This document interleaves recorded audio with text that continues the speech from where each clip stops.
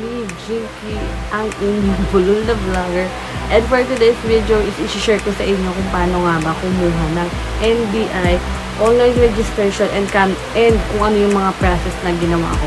So kung interesado ka sa video na to, just keep on watching. And kung hindi ka pa nakasubscribe sa aking channel, is click the subscribe button and i-click mo na din yung notification bell para updated ka sa aking mga video like this.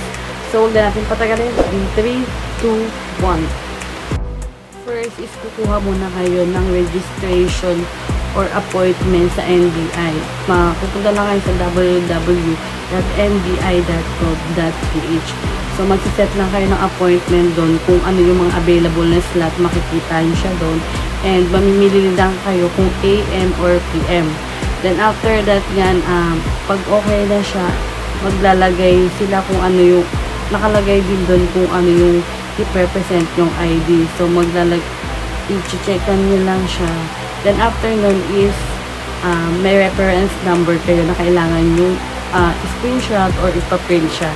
Then pwede na din siyang bayaran through GCash or Paymaya or marami siyang klase na pwedeng bayaran.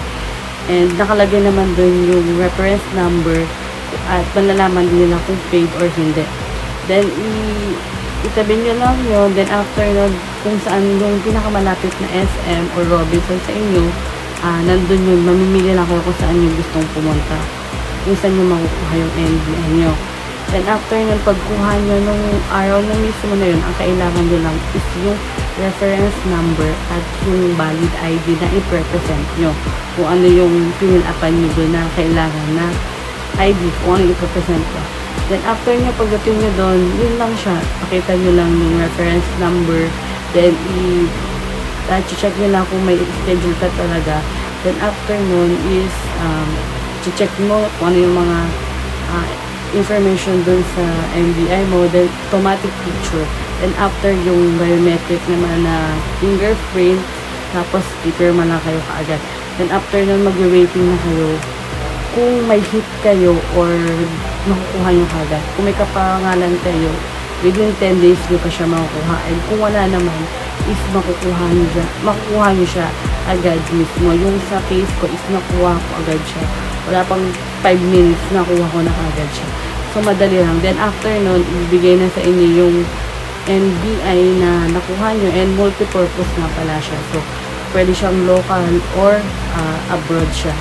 And wala nang kailangan na kung anong pa. Mabilis lang. Yun lang yung kailangan yung gawin. Basta tatandaan nyo lang guys, ang pinaka-importante is kailangan may reference number kayo at valid ID na i-represent. Yun lang na dalawa na yun at makukuha nyo din kaagad yung NBI nyo. So wala na yun, wala na ibang kailangan, yun lang na dalawa. And kung sa ID naman is to valid ID siya. Mas okay kung new build yung gagamitin nyo kasi katumbas na siya ng maraming ID. So yun na nga guys, ganun lang kadali kumuha ng NBI.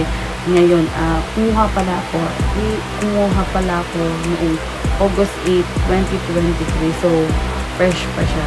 So, yun na nga guys, sana nakatulong tong video sa inyo. And just give me a thumbs up kung nakatulong nga talaga tong video na sa inyo. And see you my next vlog, mga kamo. Bye-bye!